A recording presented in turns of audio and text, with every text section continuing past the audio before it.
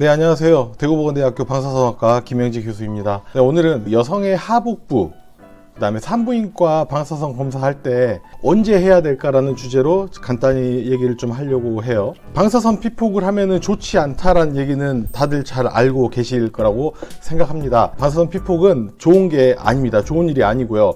특히 임신부 아니면 임신을 지금은 하지 않았지만 임신을 할 가능성이 있는 여성분들은 되게 민감할 수밖에 없죠. 그렇다면 언제 검사를 해야 되냐? 조건부터 한번 보겠습니다. 일단 몸 안에 수정란이 없어야 되죠.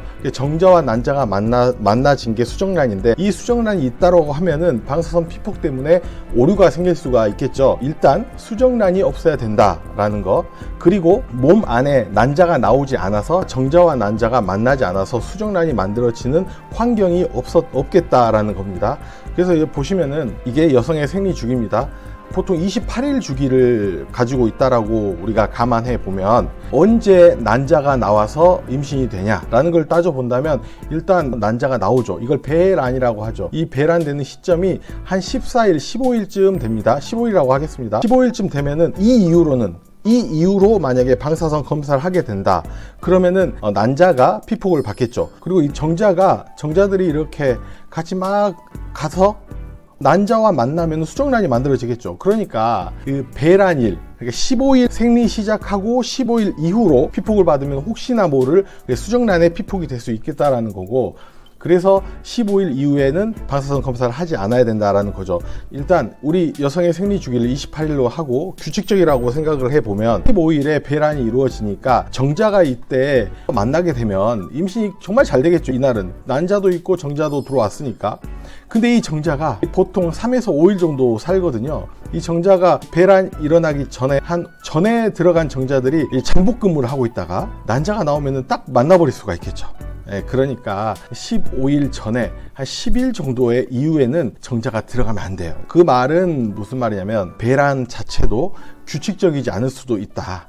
그래서 10일쯤에 수정란이 만들어질 수도 있겠다는 거죠. 여기 정자가 들어오고 배란이 빨리 된다면은. 그래서 결론은 뭐냐? 결론은 생리 시작하고 10일 이내에 검사를 해야 된다라는 게 결론이 되겠습니다.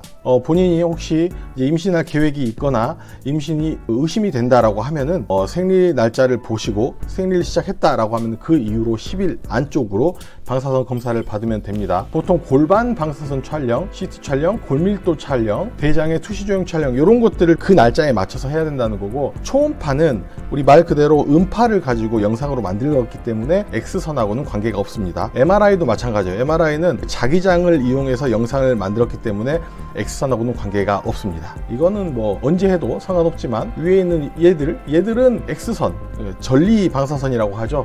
요걸 이용하기 때문에 우리가 좀 조심해야 되겠다라는 겁니다. 그리고요, 자, 우리가 피폭을 받으면, 수정란이 피폭을 받으면 여러 가지 오류가 생기는데, 착상전기, 기관형성기, 태아기 요 세 가지로 나누어서 볼 수가 있는데, 착상전기는 수정한 다음에 2주 이내입니다. 이때는 피폭을 받아도 살아남으면 정상적으로 아이가 이제 발생하게 되는데요. 이때는 임신 테스트기도 안 나올 수가 있어요. 임신 테스트기는 HCG라는 호르몬을 측정하는 게 가장 대표적인데, HCG는 인간 육모성 생식성 자극 호르몬이라고 해서 배아가 자궁벽에 착상하거나 수정이 이루어지면 그때부터 호르몬이 나오기 시작합니다. 이 호르몬을 측정해서 임신 테스트기를 활용하는데, 아주 초기 때는 이게 아직 안 나왔을 때니까 측정이 잘 안 될 수도 있어요.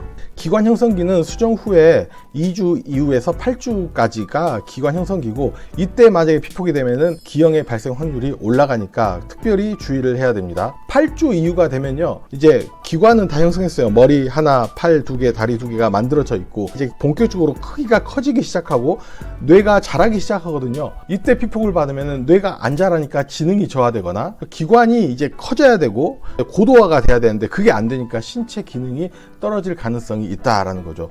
결과적으로 착상부터 태아기까지, 출산하기 전까지는 굉장히 조심스럽게 우리가 관리를 해줘야 된다라는 거죠. 근데 언제 임신임을 알게 될까라는 걸 생각해 보겠습니다. 이번 달 생리 안 하네? 에이, 피곤해서 그랬겠지. 기다려보면 하겠지라고 2, 3주 기다리겠죠? 어떤 사람은 한 달을 기다리는 사람도 있어요. 그렇겠죠. 뭐 이번 달 건너뛰고 다음 달에 할 수도 있다고 생각하니까. 그래서 기다렸는데 아직 안 돼. 그래서 이상하네. 테스트 한번 해볼까? 했는데 이제 임신 2줄이 딱 보이는 거죠.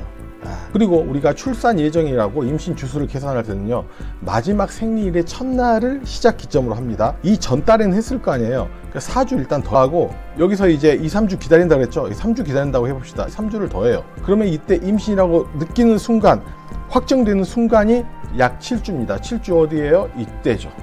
기형 발생 확률이 올라갑니다. 그러니까 본인이 임신임을 인식했을 때는 이미 기관 형성기에 들어가 있다라는 거죠. 그래서 여성분들은 항상 아이를 갖기 전이나 아이를 가질 의향이 있거나 할 때는 항상 조심하셔야 된다라는 거죠. 또 X선 검사, 골반에 촬영을 한다거나 CT 촬영할 때는 이런 걸 좀 따져봐가지고 생리 시작 후 10일 이내에 꼭 검사할 거를 추천해 드리겠습니다.